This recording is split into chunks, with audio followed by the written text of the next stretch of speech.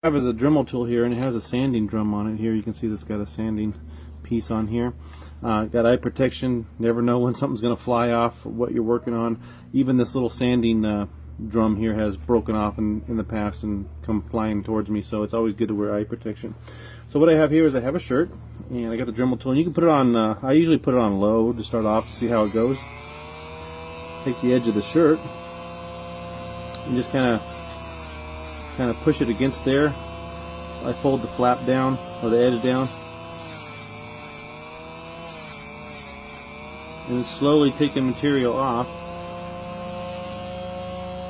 You can see there. I'm going to take my glasses off so I can see if it's actually showing it.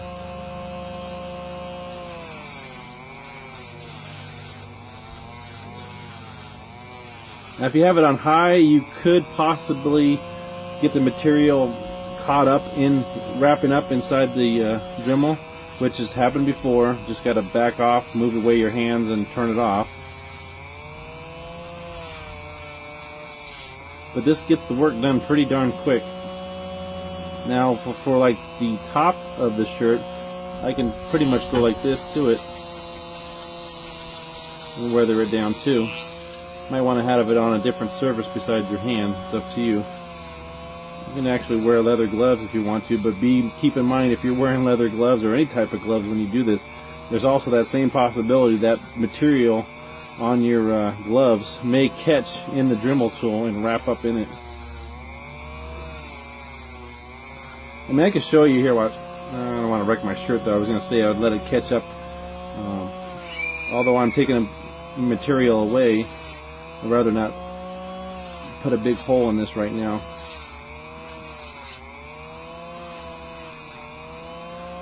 You turn it off. That was the high speed. So you can kind of see here on some of the areas that I've worked on so far here. And I was weathering up the patches here, and I was using that new kind of like a file, and I was actually tearing out the stitching that was holding the patch on, and I didn't want to do that. So I'm going to take this. Actually, I had to sew it back in by hand, but I'm going to try to just kind of weather up these the patch without actually hitting the stitching that's holding it on.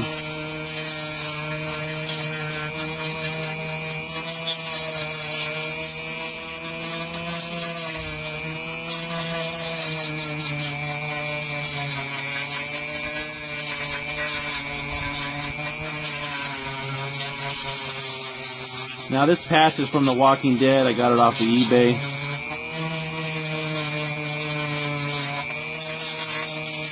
I'm not going to do this costume like it's heavily weathered and torn. I'm going to do more of it's dirty. But I want to rough it up some.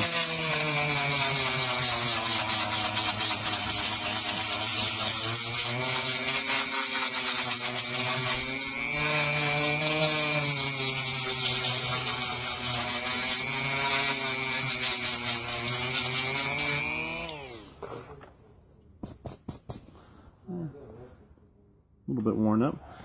Now I've already started on the pocket a little bit, and what I'm going to do is just go over the pocket edges.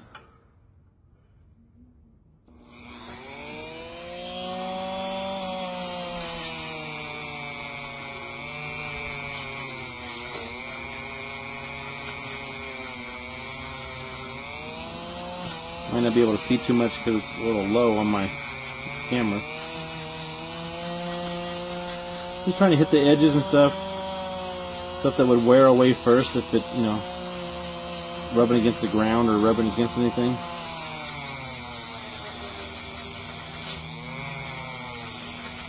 And right now I'm just going over the whole pocket, and it's wearing it down, fading it out. Sometimes it's putting a little hole, sometimes it's not.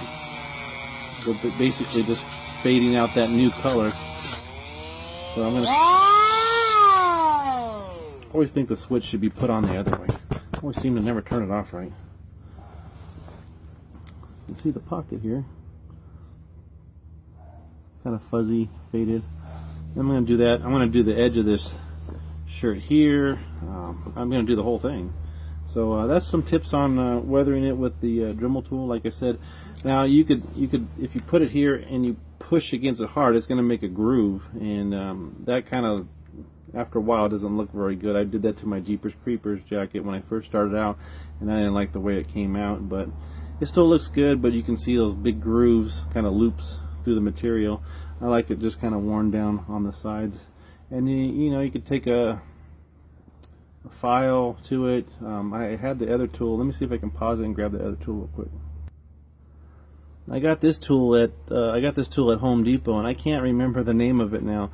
I found it over in the tool section. I think it's to shave down pieces of wood and window frames and stuff like that. But it has like a cheese grater material, metal material here, and I was basically just going like that across the shirt and making holes in it. But I can't remember what the name of that tool is though. But bright and yellow. It's got like a little cheese grater piece on the front, and I did find it over in the tools where the saws and hand saws and files were.